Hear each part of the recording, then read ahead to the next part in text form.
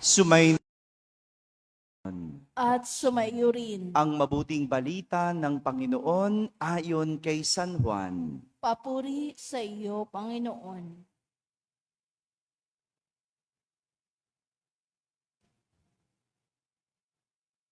Noong panahong iyon, sinabi ni Jesus sa kaniyang mga alagad, "Ngayon ay paroroon na ako sa nagsugo sa akin.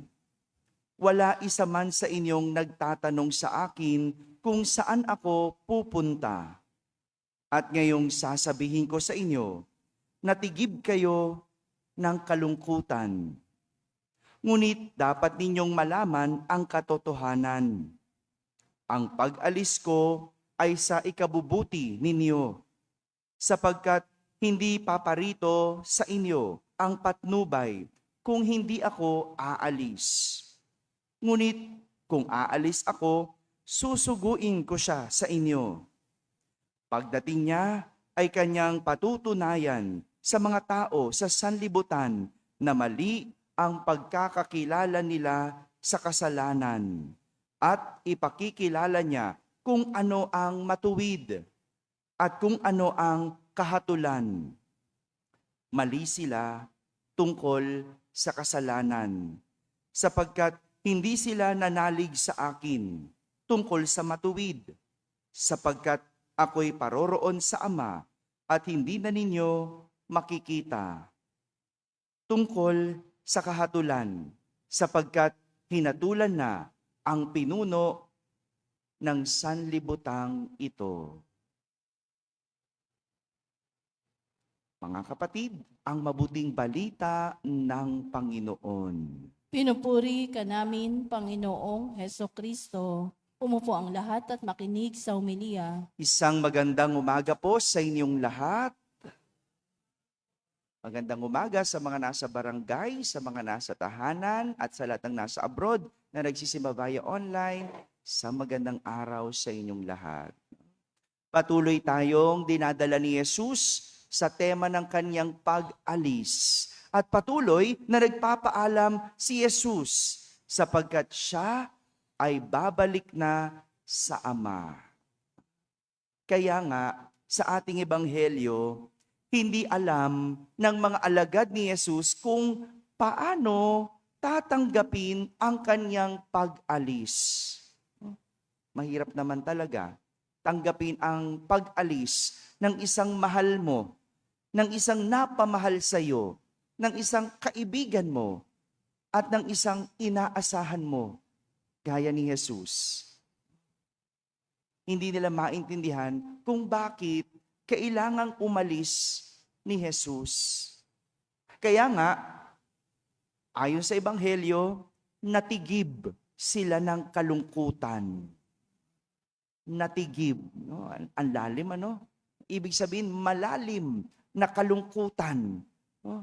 Dahil hindi nila matanggap ang pag-alis ni Jesus. Kaya nga, ipinapaliwanag sa kanila ni Jesus kung bakit niya kailangang umalis. At ang sabi ni Jesus, ang katotohanan ng kanyang pag-alis ay para sa kanilang ikabubuti. Sabihin niyo nga po, ikabubuti. Sabi ni Jesus, ang pag-alis ko ay sa inyong ikabubuti, sapagkat hindi paparito sa inyo ang patnubay kung hindi ako aalis. Magandang unawain ang mga salitang iyon ni Jesus, dahil merong dalawang bagay tayong matututunan sa sinabi ni Jesus at sa tema ng pag-alis. Una, hindi lahat ng pag-alis ay masama. Ulitin ko po, hindi lahat ng pag-alis ay masama. Pwedeng nakakalungkot ang pag-alis, pero hindi ibig sabihin masama. Dahil sabi ni Jesus, ito ay sa ikabubuti. Maring malungkot, maring masakit, maring hindi maganda sa pakiramdam ang pag-alis. Pero hindi lahat ng yon masama. Pwedeng ito ay para sa ikabubuti. Yung bata na unang taong mag-aaral, pag dinala mo sa eskwela, 'di ba? Umiiyak. 'Di ba? Iiyak, nagwawala pa nga yan eh. Naalala nyo ba? Nung kayo'y dinala, una sa eskwela, no? Kailangan mong umalis eh. Kailangan mong umalis ng bahay. Hindi ka pwedeng habang buhay nasa bahay. No? Kailangan mong umalis. Iiyak, malungkot, pero para yun sa ikabubuti. No? Parang isang magulang na kailangan mag-ibang bansa. Malungkot yun. Lalo na kung sanay kang nandyan ng tatay mo, sanay kang nandyan ng nanay mo na nag-aasikaso, nandyan sila para gumabay, para umalalay sa'yo. Tapos ang araw, sa hirap ng buhay, kailangang umalis. Malungkot, pero para sa ikabubuti. Malungkot, pero hindi masama dahil merong kabutihang dulot. Yung paghihiwalay ng magkasintahan, masakit. Masakit yun. Pero hindi masama. Kung para naman sa ikabubuti, bakit hindi? Parang isang pangarap ng anak. No? Para matupad yon, ang magulang kailangan pakawalan. Ha? Huwag niyong kontrolin, huwag niyong hawakan. Dahil ang anak hindi habang buhay, nasa inyo. Kailangan nilang umalis para matupad ang kanilang pangarap. Nakita ko si Omeng nandito. Si Omeng, parishioner natin, napapasok sa seminaryo. Kailangan niyang umalis sa trabaho. Kailangan mag-resign. Masakit, wala nang kita. Masakit dahil wala nang pwedeng kabuhayan yung kanyang nanay o kanyang pamilya. Pero hindi masama. Dahil para yon sa ikabubuti, merong kabutihang dulot. No? Kasi papasok siya sa seminaryo, kailangan umalis. Kailangan iwan.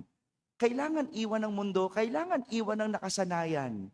Masakit, malungkot, nakakapagpaalala, yung mag-aalala ka, o kaya matatakot ka, ano mangyayari, pero para sa ikabubuti, kailangan.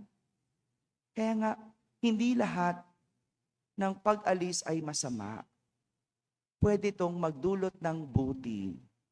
At parang ganito, yung sinasabi ni Jesus sa kanyang mga alagad, hindi masama ang kanyang pag-alis dahil magdudulot iyon sa kanila ng kabutihan. Pangalawa, na matututunan natin sa pag-alis. No? Pag may umalis, mayroong dadating. Pag may umalis, merong dadating. O pag may nawala, may papalit. No? Hindi lahat ng paglisan ay pagkawala. O ikaw ay nawalan. Hindi. Dahil minsan, kapag may umalis, may dadating. Kapag may nawala, may papalit. No? Ito yung dapat nating kasabikan. Nakakalungkot sa isang banda, oo. Pero sa isang banda, kailangan mo ring masabik.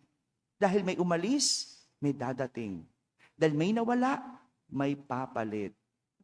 Huwag tayong maiwan doon sa umalis at nawala. Huwag kang maiwan doon. Huwag mong babaran yung pag-alis. Baka kailangan mangyari dahil kung hindi mangyayari, baka hindi dadating ang dapat dumating. Baka hindi magkaroon ng dapat sanang papalit. Minsan kailangan mong pakawalan. At huwag mong babaran. Sa isang banda, okay, sige malungkot ka, magluksa ka. Pero pagkatapos nun, kasabikan mo, asahan mo, at kapitan mo kung ano ang dadating. Kung ano ang pwedeng pumalit. Umalis ka ng eskwelahan, natapos mo ang elementarya, kailangan mong pumunta sa high school. Ha? May parating, may bago, may papalit. Oh, ganon din sa trabaho. Oh, kung ikaw ay umalis sa trabaho, hari nawa, hindi ka natanggal. Ha?